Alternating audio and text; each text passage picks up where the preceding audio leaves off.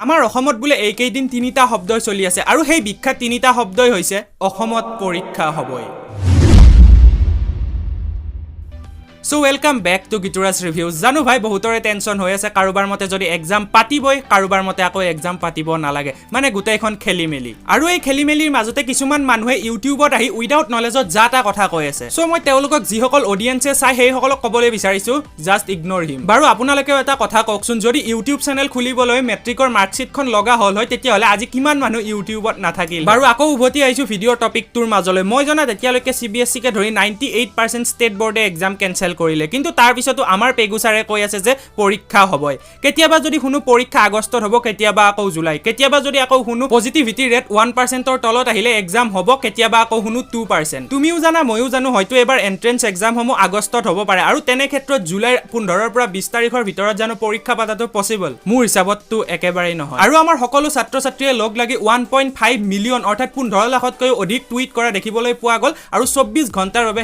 #cancel assam board exams এই হ্যাশট্যাগটোৱে টুইটাৰত trend কৰি থকাও দেখিবলৈ পোৱা গৈছিল কিন্তু এই ট্ৰেন্ডটোকো ইগনোৰ কৰা হ'ল CBSE ৰ এক্সাম কেনসেল কৰি দিয়াৰ লগে লগে তেওঁলোকৰ ছাত্ৰ ছাত্ৰীসকল লাগি গৈছে এন্ট্ৰেন্সৰ প্ৰিপাৰেচন কৰাত আৰু আমাৰ ষ্টেট বৰ্ডৰ ষ্টুডেণ্টসকলে এতিয়াও লাগি আছে আমাৰ এক্সাম হ'ব নে আৰু যদি এক্সাম হয়ও কেনে ধৰণে হ'ব সাবজেক্টিভ নে অবজেক্টিভ এদিন যদি আমি শুনিবলৈ পাও সাবজেক্টিভ এদিন আকৌ অবজেক্টিভ আকৌ কেতিয়াবা শুনিবলৈ পোৱা যায় 25 নম্বৰৰ বোলে 4টা সাবজেক্টৰ এক্সাম হ'ব আসলতে এইবোৰ কনফিউজন কিয় বাৰে বাৰে ক্ৰিয়েট কৰা হৈছে আৰু পৰীক্ষাক লৈ বৰ্তমান সময়ত আমাৰ ষ্টুডেণ্টসকলে যি মানসিক চাপত ভুগি আছে তাৰ দায়িত্ব কোনে ল'ব এতিয়া আহিছো মোৰ অপিনিয়নৰ ফাললৈ আমি আসলতে সদায় কুৱেশ্যন ক্ৰিয়েট কৰি থাকিলে নহব ইয়াৰ সলিউশনো বিচাৰিব লাগিব আৰু মই এই ক্ষেত্ৰত দুটা কথাই ক'বলৈ বিচাৰিছো যে এক্সামটো সময় থাকোতে কেনসেল কৰি দিয়ক আৰু হোম এসাইনমেন্ট বা ইন্টাৰনেল এসেসমেন্টৰ জৰিয়তে ষ্টুডেণ্টক আপোনালোকে প্ৰমোট কৰাই দিয়ক আৰু দ্বিতীয় উপায়টো হৈছে যিসকলে হোম এসাইনমেন্ট আৰু ইন্টাৰনেল এসেসমেন্টৰ নম্বৰৰ জৰিয়তে সুখী নহয় তেওঁলোকৰ বাবে পৰীক্ষা পতাৰ ব্যৱস্থা কৰক এনে কৰাৰ ফলত ছাত্ৰ ছাত্ৰীৰ সংখ্যা পৰীক্ষা হলত কমিব আৰু সোশ্যাল ডিসটেন্সও ভালদৰে মেইনটেইন হ'ব লগতে যিসকল ছাত্ৰ ছাত্ৰীয়ে পৰীক্ষা দিবলৈ যাব